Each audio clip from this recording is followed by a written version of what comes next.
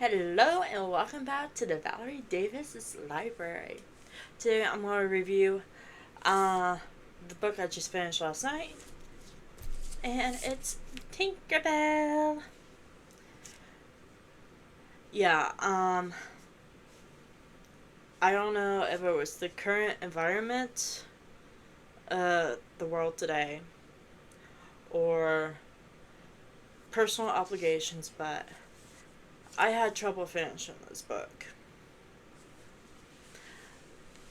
Like I said, I don't know if it's the state of the world or personal obligations, but the only reason why I kept coming back to this book was to answer a couple questions. How did Peter become Peter Pan? And who was a character named James in this? And how did the Darling family come into play? Example, the last chapter, you figured out the Darling family wasn't just a random family that Peter visited. There was a reason behind it. I tried to figure out a rough timeline. I know with Peter Pan 2, Return to Neverland, it was set in World War II. Given the age of Jane, who was like between 10 and 13, and the fact London was experiencing a blitzkrieg at the beginning of Return to Neverland, it was the early stages of the war. So about 41. I think 40, 41. I'm going to subtract about 20 years away from Wendy's age about that time. I'm assuming she was in her 30s. Meaning, she just lived through the First World War, World War One. Then subtract another 20 years. That would put this roughly at the turn of the century, entering the 1900s. But I'm not totally for sure.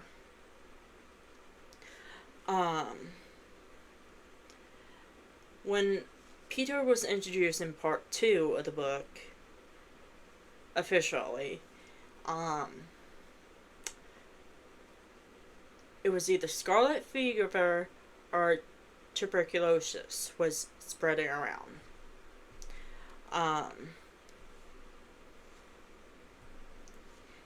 One of them was the culprit for Peter's health at the time. So yeah, I'm trying to give you a little background on this without giving too many spoilers away.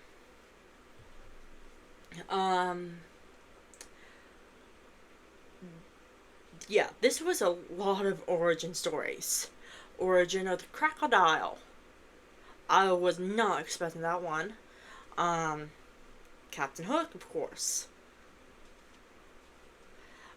Even though he went by a different name at this time. Still a Captain James, but he, like I said, went by a different title name. There was another James involved. Let's call him the Good James. He was a definite influence on Peter. We did get to see Tiger Lily. Was introduced to a group of wanderers.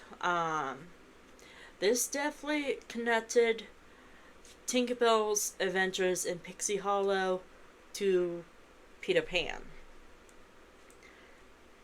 Yeah, this book really connected a lot of plot points from the Tinkerbell series, the Pixies of Pixie Hollow. Sorry. um, to Peter and the Lost Boys. And it's like, okay, this is really interesting. I did peek at the end of the book a couple times to make sure I was understanding things correctly. Um, like I said, it was a really good book. It helped me to escape the world's problems for a bit. Not all of them, because it kept on the back of my mind. Yeah.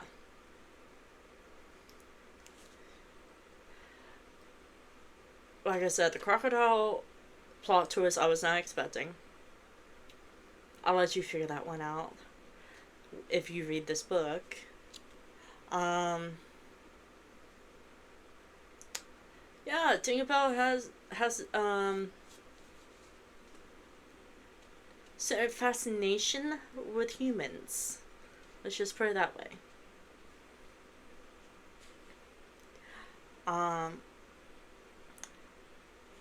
Peter Pan's personality really came out during part 3 of the book. That I did not realize how much a narcissist Peter was. It kind of reminded me of Once Upon a Time's Peter Pan version.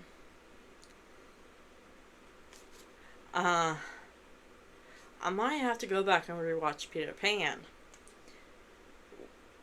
I don't know if it was just the fact Peter, when he was very first introduced, he had a mom. Something happened to her, and when we were reintroduced to Peter, he did not have any parents. I don't know if scarlet fever or tuberculosis took them, but yeah. This was a very interesting tale. I like the character developments. We saw a lot of the Lost Boys in it.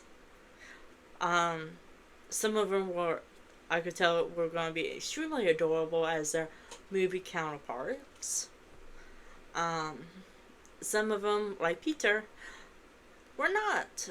Like I said, I didn't realize how much of a narcissist Peter was.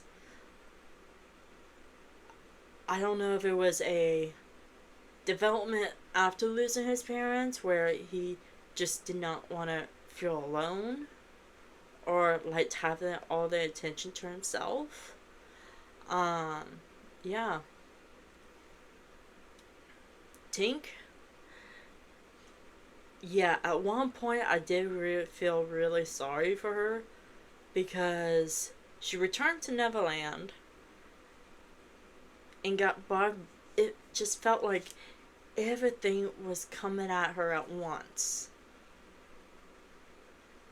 And I was like, I've been there, done that, got the shirt, threw it away. And it's like, yeah, I really sympathized with her at that point.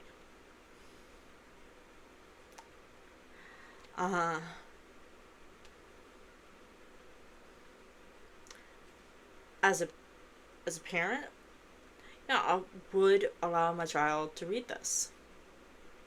There is nothing bad in it. As in, there is no agenda to it. Just a group of people. Yeah, it deals with a fairy and her companions. Peter and the Lost Boys and James versus the pirates. Concept of good versus evil. There is no agenda to it. It's just straight up good story. And how far some people would go to protect something of their parents.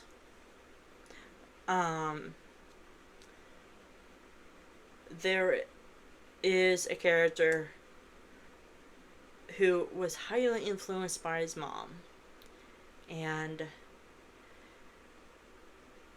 she had a garden, but unfortunately she passed away before she was able to do really much of anything with it.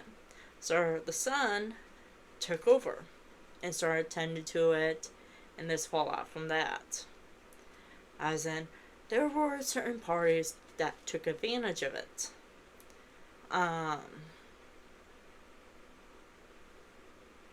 Yeah. It. This was a really good origin story for the entire Peter Pan story. It really linked the Tinkerbell, the Pixies in Pixie Hollow with Peter Pan. Yeah. It's a really good story overall. I would give it a 4 out of 5. Um, I liked it. I don't know if I'll reread it. But yeah.